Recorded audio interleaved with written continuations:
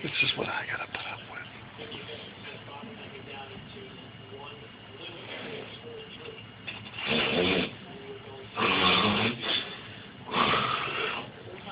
And really.